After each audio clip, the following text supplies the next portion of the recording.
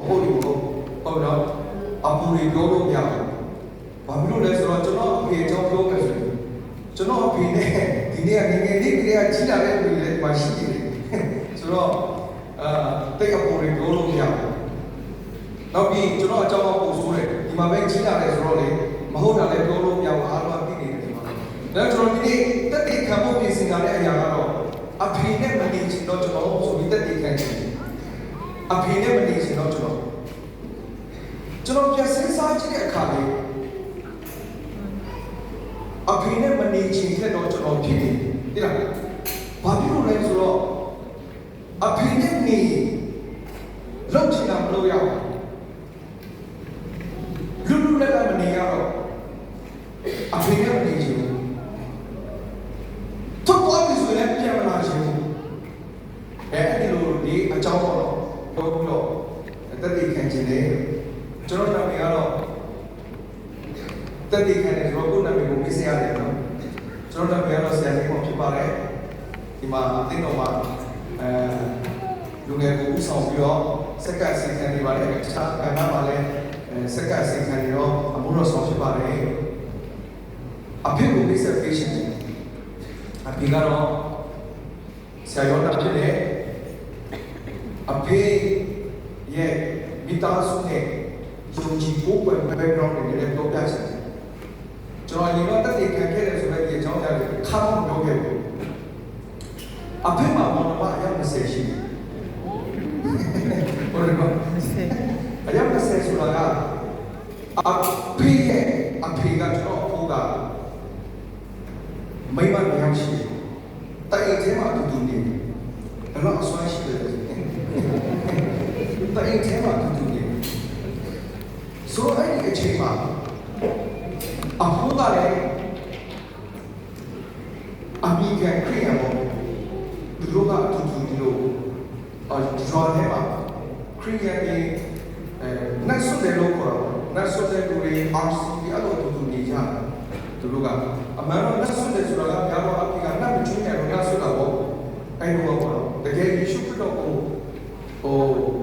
မိမိရဲ့ဒီပိုင်ရှင်ကိုယုံကြည်လက်ခံတယ်ဆိုတာတဲ့နတ်ကိုမချွေးနိုင်တော့နတ်ကြောင့်ဆုံးတာများတယ်ဆိုတော့အဲ့လိုနေလာပြီးတော့အမေရဲ့ပေါ်မှာက900ချင်းဖြစ်တယ်အယောက်20အယောက်20ထဲမှာအဖေကအမေကြီးကိုသူကအမေကြီးအမေငယ်လို့ခေါ်တယ်အမေကြီးအမေငယ် fellowship အားကောင်းတယ်ဆိုတော့အမေကြီးရဲ့တာသမီထဲမှာဒုတိယအငယ်ဆုံးဖြစ်တယ်ဘောနော်ဒုတိယအငယ်ဆုံးဖြစ်တယ်ဒီကဆိုတော့အဖေရဲ့မောင်နှမတွေထဲမှာအမှုတော်ဆောင်တယ်အဖေထဲကအမှုတယောက်ကအမှုတော်ဆောင်ဖြစ်ခဲ့တယ်ဒါပေမဲ့ကျွန်တော်တို့မမြင်လိုက်ဘူးဖြစ်ခဲ့တယ်ဆိုတော့အဲ့ဒီဖြစ်ခဲ့တဲ့အမှုတော်ဆောင်အဖေရဲ့အမှုကလည်းအကြောင်းမျိုးကြောင့်အသိတော်ကဘာလို့တွေ့ရမှာအမှုတော်ဆောင်နေတယ်သူများရဲ့တပ်ဖြတ်ခြင်းကိုခံခဲ့ရတယ်ဆိုတော့အဲ့လိုခံခဲ့ရတဲ့အခါမှာအဖိုးတွေအဖွားတွေကခရိယန်တွေကိုစိတ်နာခဲ့တယ်အမှုတော်ဆောင်တွေကိုစိတ်နာခဲ့တယ်အဖေကတတိအပြပြောရမယ်ဆိုရင်အမှုတော်ဆောင်ခြင်းစက်စကြောင့်တိုက်ခြင်းဒါပေမဲ့အဖိုးကလုံးဝမတူဘူးအဲ့လိုပြောတဲ့အဖိုးကဘာပြောတယ်လဲဆိုရင်နေအဖိုးအတက်ခံချင်တာအဲ့ဒီစကားပေါ့အဲ့ဒါနဲ့အဖေကအဖိုးအဖွားမသိအောင်ပြေးပြီးတော့အဝိုင်းစက်ကြောင့်လွယ်မွေမှာရှိတဲ့အဲ့မှာသွားပြီးတောက်တယ်ဒါပေမဲ့တော့ဆိုအရှက်တဘောမတူဘူးအရက်ပြက်ခေါ်တဲ့အခါကျတော့အပြင်ပြန်လာစက်ကြောင့်ပြီးအောင်မတက်ခဲ့ရဘူးအဲ့ဒီလိုပဲနေလာတယ်အဖေကအရက်တော့အဲ့ဒီလုံးဝမရှော့လူမျိုးကိုချစ်တယ်ကြောက်ဆုံးတော့ကိုကြီးကိုချစ်တယ်အဲ့ဒီစိတ်လုံးကြောင့်ကျူးစာလို့ရံကိုပွားဖို့သူပြည့်စုံတယ်ရံကိုပွားဖို့တော့လည်းဒီမှာပတ်စံရှိဘူးပြီးမဟုတ်ဘူးလည်းမရှိဘူးလို့ကျွန်တော်ကြားတယ်ဆိုတော့အဲ့ဒီလိုနဲ့ဒီစီးပြီးတော့ရံကိုရောက်သွားတယ်ဒါအချင်းချင်းပြောတော့အချင်းချင်းပြောတော့ကြောက်တော့ပြီးတော့ တထောင်983မှာ MICT မှာတက်ပြရတယ်ကျွန်တော်မှတ်ကမမှားဘူးဆိုရင်အခါမျိုးထဲမှာပိုင်အိုနီယာပထမအဆုံးကိုဒုတိယထဲမှာပါနေတယ်ကျွန်တော်အဖေက MICT မှာကျန်တဲ့ကြောင့်တက်ပြရတယ်အခုဒီမှာဆရာနိုင်ရဆန်းလို့ရှိတယ်ကျွန်တော်ဖေတဲ့3နှစ်ချင်းပဲခုအဖိုးဆရာကအခုကျွန်တော်မမီတော့ဆိုကျွန်တော်ဦးလေးအဖေရဲ့ဟိုအတက်ခံရတာလည်းအရင်ကအဘောတွေဆိုဘိုင်းချက်ပါလားမသိဘူးအဲ့ဒီအကြောင်းပါဘောဆိုတော့အဲ့ဒီတော့1993မှာတက်ခွင့်ရပြီးတော့1989မှာကြောင်းပြီးတယ်89မှာကြောင်းပြီးတော့89မှာလက်ထက်တယ်ကြောင်းပြီးတဲ့နေ့မှာပဲလွယ်ဝင်တော်ပွဲမှာစပြီးမှုတော်ဆောင်တယ်အဲ့ဒီမှာမမဘူးဆိုရင်သူ့တောင်းခံရဲ့အိတ်တဌာနမှာဘယ်အလုပ်ဆောင်လုပ်တယ်89မှာမိခါဆောင်တဲ့80မှာကျွန်တော်အမမွေးတယ်1980ကိုကျွန်တော်မမွေးတယ်ဆိုတော့ကျွန်တော်ကမောင်နှမ၄ယောက်ထဲမှာအငယ်ဆုံးဖြစ်တယ်တားတယောက်ပဲရှိတယ်အခွင့်ထူးခံဖြစ်တယ်အရာအချစ်ခံရလို့လည်းဖြစ်တယ်ဆိုတော့အဖေနဲ့ကျွန်တော်နဲ့ပြန်ကြည့်တဲ့အခါပြောင်းပြန်ဖြစ်တယ်ဒါပေမဲ့အဖေကိုဘုရားပြောတဲ့စကားကျမ်းချက်ကလည်းတစ်ချက်ပဲကျွန်တော်ကိုဘုရားပြောတဲ့ကျမ်းချက်ကလည်းတစ်ချက်ပဲအဲ့ဒီကတော့ဘာလဲဆိုရင်ဆက်ရှိခုမျိုးလို့ဆန်းငါမတရားဘူးအသက်ရှင်ရေးထောင်ရပြန်ရမှုကိုကြားပြောရအောင်ထောင်ရပြန်ရင်ငါ့ကိုချက်တဲဆိုဆုံးမတော်လည်းမဖြစ်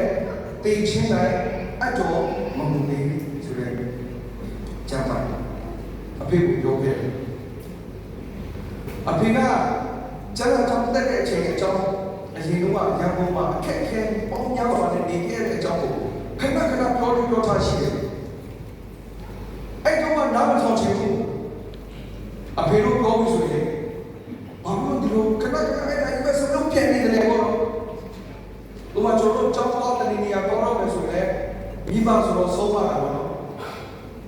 ပတ်စံတော့ဒီလိုတော့ပါ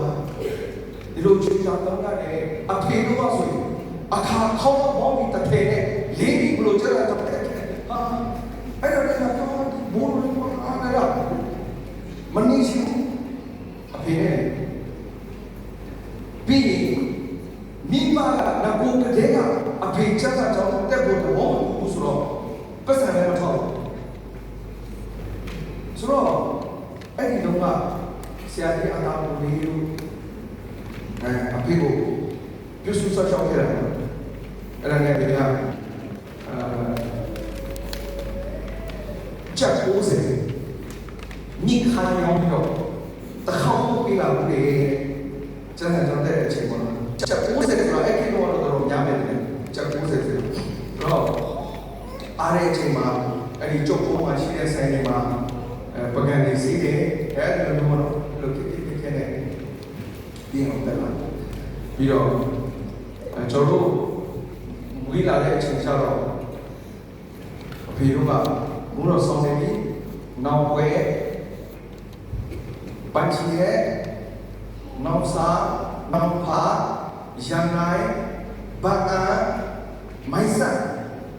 ဒါကျွန်တော်ပြန်ပြီးတော့ဆောင်ခဲ့တဲ့နေရာပါဘုရားဆောင်ခဲ့တယ်ကျွန်တော်နေရာတော့များများရောက်နေတယ်အသိတူအသိတာအသိတော့တူစုံများများနဲ့ကျွန်တော်ဆက်ဆံခဲ့တယ်အသိတူအသိတာအဖေကိုရိုက်ရတယ်မြင်ဘူးလေသူထိုးဖို့ဒီမှာကျေးဇူးတော်ကြောင့်အခါဆိုတော့ကျွန်တော်ပါလို့ခေါ်တယ်ခရစ်စမတ်တိုင်းမှာဒီပတ်လေစီဝေးရှိတယ်ဒီပတ်လေစီဝေးမှာဒါရော်ဒီမှာအလုံးဝကိစ္စဈေးရှင်းနေရှိတယ်အဲ့ဒီချိန်ကျရင်တချို့အဖြစ်ကိုတင်တာလည်းတော့ဆွဲပြီးစောင့်နေတယ်ဒီဆရာကခုံတော်မှချငွေစီးနဲ့ပတ်သက်လာတယ်အဲ့လိုမျိုးဟာတွေတော့ကြုံခဲ့ရတာလည်းအများကြီးရှိပါတယ်ဒါပေမဲ့အဖေစိတ်ပြတ်လာဆိုမဖြစ်ဘူးဒီလားဘာလို့လဲတော့ဒီငါထိုးငါလည်းပဲထိုးမယ်ဆိုတာတော့မသိဘူးအဲ့လိုတော့ဘုရားအဖေကချစ်တယ်ဒါသူလူမျိုးကိုချစ်တယ် ဝိညာဉ်ကိုချစ်တယ်ဒါကြောင့်ဘယ်တော့မှဒီတမိုင်းပြီးတော့ဖျားပြီးတော့ဘယ်တော့မှသူကအရှုံးဝင်မှုရှိဘူးဆိုတော့ဒီနေ့အခုကျွန်တော်တက်ခင်ရချင်းက Seni kameran. ဒီနေ့အထိအဖေရဲ့အမှုတော်ဆုံးခြင်းကိုစားတော်သူနားတယ်အဖေကဒီမှာတက်လာပြီးတော့ပြောတယ်လို့သူတက်ခင်ချင်းမှာတော့ဒီမှာခံနေတော့တယ်အဖေရဲ့ကိုစားတယ်တက်ခင်ကပြန်ရတော့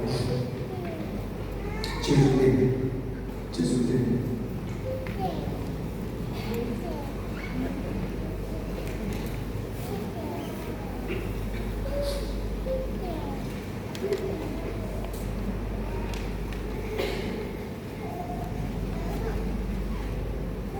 ကျွန်တော်က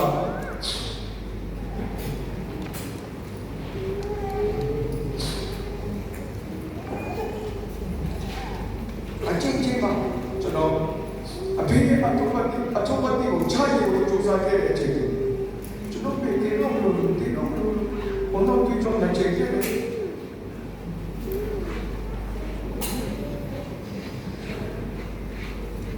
ကဘာပေါ်မှာကိုပြောတာအချင်းမကောင်းဆုံးအယုံပါဆုံးမလိမ္မာဆုံးဆံမြင်လေးအိုးချာမြတ်ပေါ့တောက်တိုင်းကိပေါ့ကဘာပေါ်ပထမဆုံးကျွန်တော်ပဲလာတော့ကျွန်တော်တက်ခါလေးစဉ်းစားတာဒ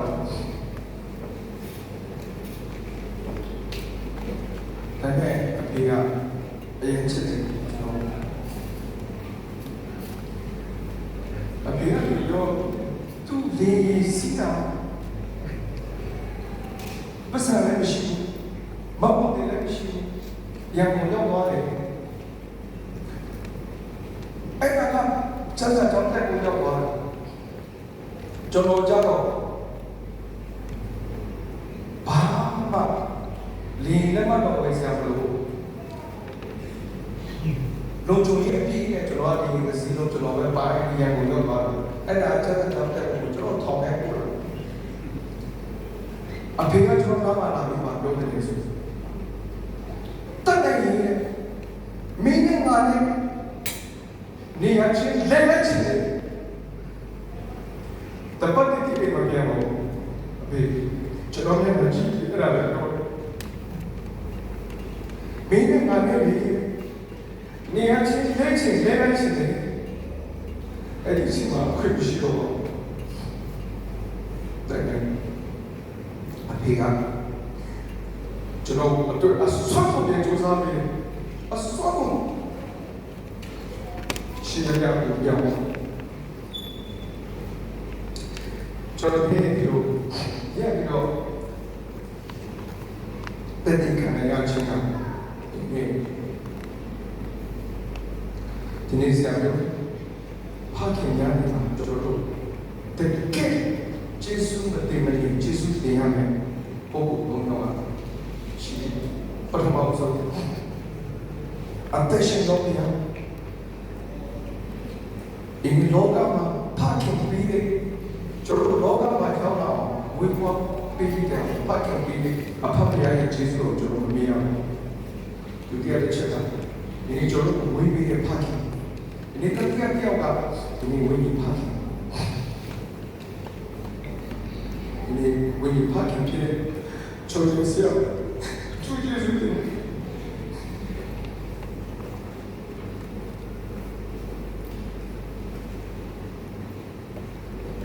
ကျွန်တော်လည်းပြောတယ်ကျွန်တော်ကဘာမှဆက်မရှိတော့ဆရာတို့ကိုမြင်ဆရာကျွန်တော်အဆက်လို့ရမယ်ဆရာကျွန်တော်ကိုပြောပါ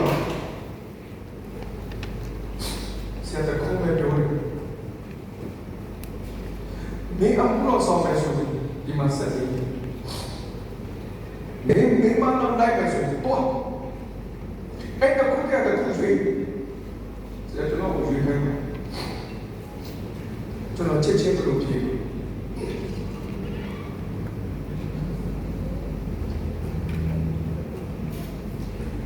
ကျွန်တော်ပြောလို့ရုပ်ကရ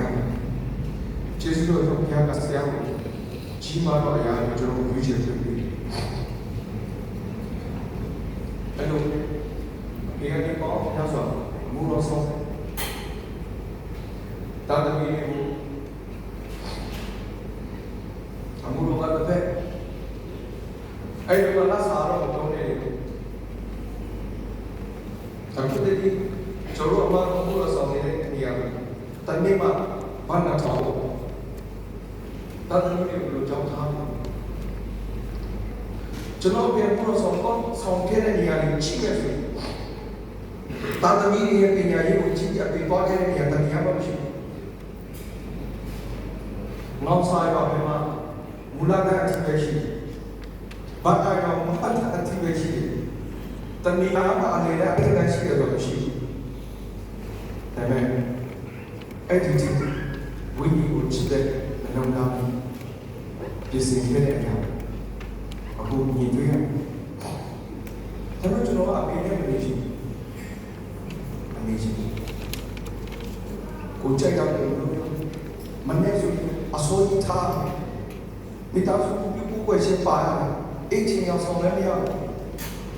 ။ညဆိုရင်လည်းအလက်ကျဆုတောင်းရတယ်။ကျွန်တော်အလက်တိုင်းရောက်တိုင်းမှာကျွန်တော်တော့ပထနာပဲယူတယ်။မြန်ပြီးအောင်အဲ့လိုအမေလို့ဆုတောင်းဆိုလုံးဝကြိုက်အရင်ရှိလို့အဲ့ဒီစကားချီးကမဖြစ်နိုင်ဘူး။ဖခင်အားလို့ပြောတာကနာမည်ဆက်ပြီးတော့ကြားတယ်။အခုအဲ့ဒီလိုမျိုးအခြေအနေကိုကျွန်တော်တို့မိသားစုမှာပြန်ရောက်ဇာမန်နဲ့ကိတိဆိုလည်းမကြိုက်ဘူး။သူ့ဘောဆူတောင်းမယ်ဆိုတော့သူ့အမေဆူတောင်းမယ်ဆိုလည်းမကြိုက်ဘူး။အဲ့ဒါသူတို့ပဲလုပ်ပြီးဆူတောင်းတယ်။ညဆူတောင်းမှာဆိုလည်း thank you Jesus for the food amen ။ညညပြီးချင်တော့ဦးချစ်တိုင်းချင်ဦးချစ်တိုင်းချင်အဖေရောစူးစမ်းနေတယ်ပြီးပါဘုရားကိုလည်းတော့တယ်ဘုရားကိုဝတ်တယ်ဒီမှာတို့ကအဲ့လိုဖခင်နဲ့နေချင်တဲ့လူတွေရှိအောင်ရှိဝိညာဉ်ဖခင်နဲ့နေချင်တဲ့လူတွေရှိအောင်ရှိဆယ်ကောင်းဆောင်တွေနဲ့နေချင်တဲ့လူတွေရှိအောင်ရှိမယ်အမျိုးမျိုးဒီနေ့စင်ချင်းစရာလေးပါနောက်ဆုံးတော့အဖေကခေါ်ရတဲ့အကြောင်း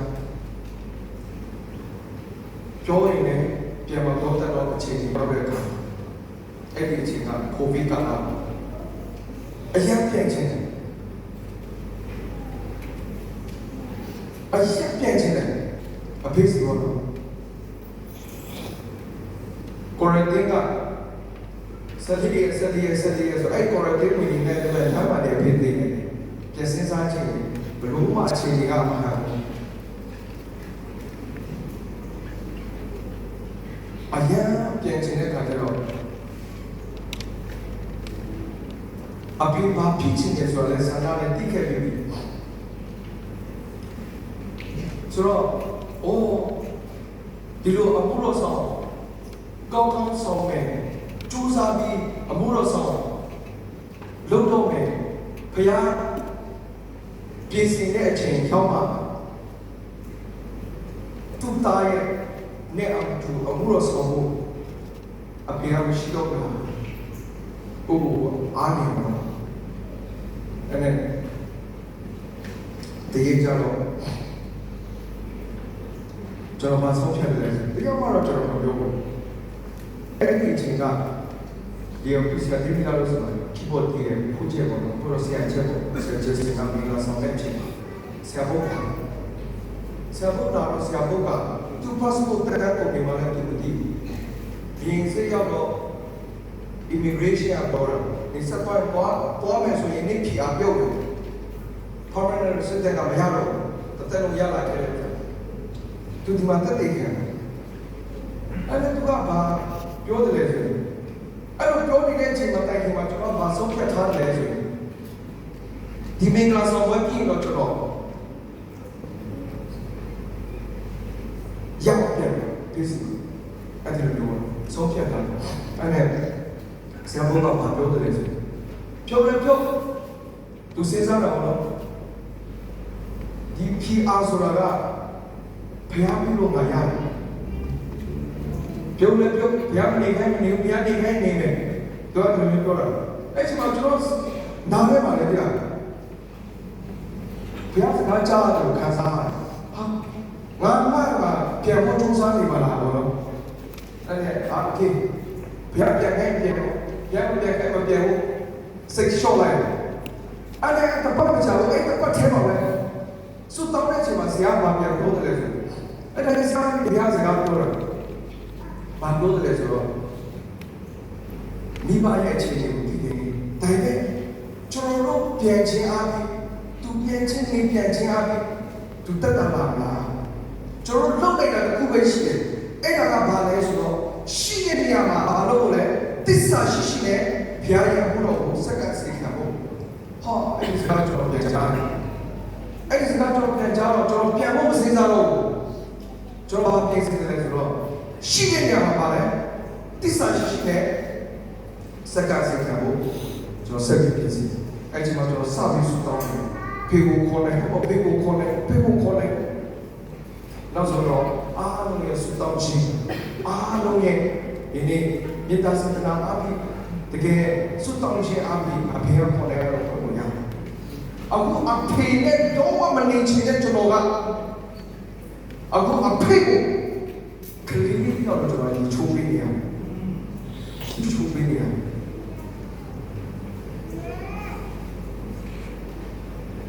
အဲ့ဒါကျွန်တော်ကအဖေတရားလေးဒီနေ့ဆူတောင်းပေးတယ်အဖေကနေနေတယ်အမှုလို့ဆောင်နေတာဖြစ်အဖေအမှုလို့ဆောင်ချေအကြောင်းကျွန်တော်ဒီတက်ဒီတော့ခံအဲ့ဒါကျွန်တော်အဖေ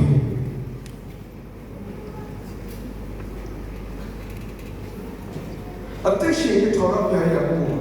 ကြာလို့ရအောင်ဒီနေ့ဒီအဖေကြာလို့သူကတိမာနေလို့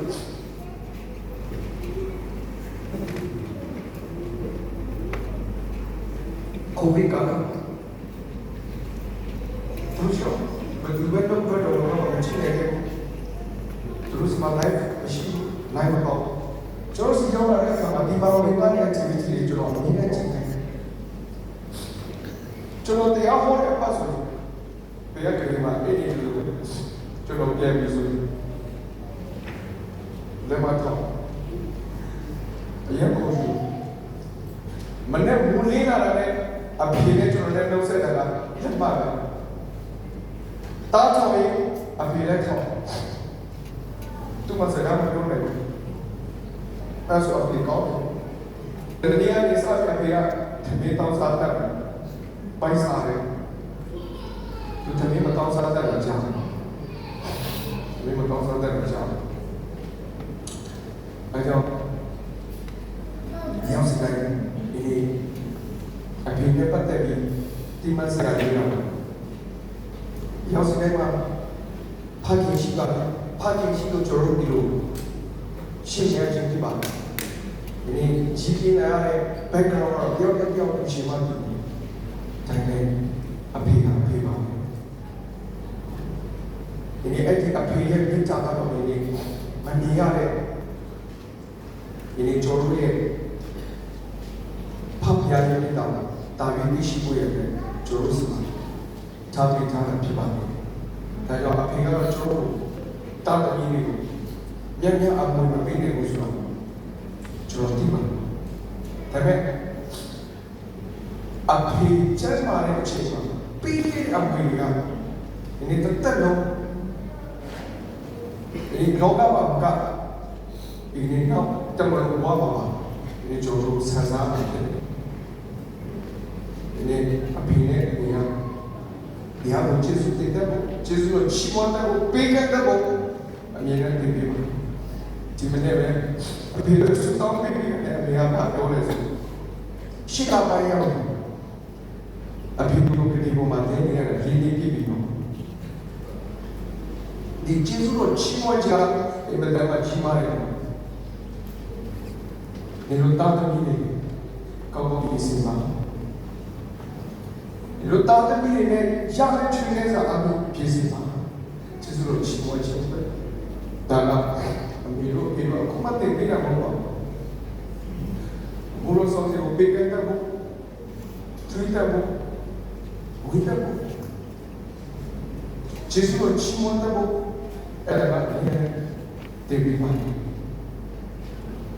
ဒါကြောင့်အဖေကတော့ကြီးမားမားလောက်တာမြင်ရမှာလူရှိမှလည်းအဖေပဲလုပ်နေသလားလို့တွေ့နေရတဲ့အခြေအနေအများကြီးရှိပါတယ်ဒါပေမဲ့အမေကစကားမပြောဘဲနဲ့ညီလေးကိုကိုလေးတာလုပ်နေဆိုတယ်အမေရဲ့ဆုံးဖြတ်ချက်ကလည်းတာအရေးကြီးပါတယ်ကျွန်တော်ဆက်ဆက်ကြောင်းတက်ဖို့ချင်းမနေ့ပြန်ကျွန်တော်ဆက်ဆက်ကြောင်းသွားလို့ပဲဒီနေ့ဒီလိုတော့တွေ့တဲ့အခါဘာမှမပြင်ဆင်ထားတော့အဖေကသဘောမတူပါဘူးအဖေကကျွန်တော်ဘာလို့တလဲဆိုသူများတဲ့တော့တင်တန်းတက်ပြီးတော့စားလို့ပြရတယ်နေလဲအဲ့လိုလုပ်တက်ပြီးတော့လုပ်ရတယ်ဒီကကျွန်တော်အဲ့လိုအားပေးဒါပေမဲ့အမေကဘာလို့တလဲဆိုငါသားဒီလောက်ဆုံးဖြတ်ထားတယ်ဆိုတော့ဒီကဘာကြီးကိုသူ့စွာလို့ရနေပြီးတော့ငါသားကိုစက်စက်ကြောင်းကိုထားတယ်အဖေကကျွန်တော်အားလုံးအားပေးအဲ့ဒီမှာအဖေကဘာမှစောတကားပြောတဲ့လို့များပါအဖေကိုကျေးဇူးတင်ဒီအဖေဒီလိုဖြစ်နေရတယ်ဆိုရင်ပုံတော်သူရှောင်းလို့နာဖြစ်တယ်အဲ့တော့မိသားစုတွေပို့ပြီးတော့ကျွန်တော်စီလုံးလာတယ်ဘယ်အချိန်မှာပါပဲအားလုံးက ready ရှိတယ်မောင်နှမတွေကျေးဇူးတင်အချင်းချင်းတော့ဒီနေ့ကျွန်တော်ကတာဒီအဖရာဆိုတဲ့အခုကျွန်တော်အဖေကလို့အမြဲတမ်းအဖေနေရာမှာနေပြီးတော့ဒီသားစုအတွက်လို့ဆိုပြီးကျွန်တော်ကဘယ်ဘက်အားလုံးတည်2005ခုအခုချိန်ကြီးပါပဲကျွန်တော်ရဲ့အဖေကကျွန်တော်ရောမန်ကဒီသားစုတွေကရောမန်ကိုချောင်းကျွန်တော်ဒီမှာရှိတဲ့နေရာနဲ့ကျွန်တော်ပြည်ရှိတဲ့နေရာမိနစ်20တပတ်တော့ကျွန်တော်ခါတော့ခါရရတယ်ကျွန်တော်အမကဘာကောင်းတယ်တပတ်ကိုလည်းခါတော့ခါလာတယ်ကျေးဇူးတင်တယ်ဒါကြောင့်ရောက်စတဲ့ကိုရပါခင်ကိုပြီးချစ်တာပါဒီနေ့ကျွန်တော်ကဲတော့အဖေနဲ့မနေချင်တော့ဘူးမဖြစ်ပါစေဒီနေ့အဖေမရှိတော့ရင်လည်းဒီနာမှာရှိတဲ့ကျွေးဖခင်ရှိပါတယ်ဝိညာဉ်ဖခင်ရှိပါတယ်သူတို့ရဲ့လမ်းပြချက်သူတို့ချင်းကိုခံယူပြီးတော့ဒီနေ့ကျွန်တော်လောကမှာအသက်ရှိစဉ်ခဏလေးမှာနေဖျားဘုံတော်တင်ရှားဖို့အဖေတော်ပဲအကျိုးရှိဖို့ဒီနေ့မိသားစုတွေပေါင်းချင်တွေဒီလိုပါခရီးရတဲ့တာဒီကိစ္စနဲ့ဘုံတော်တင်ရှားတဲ့တာရောက်စတဲ့ကိစ္စပါဆိုအနေနဲ့တည်ခံပါမယ်ရောက်စတဲ့ကိုဖျားရှိတော်ဒီပါလေး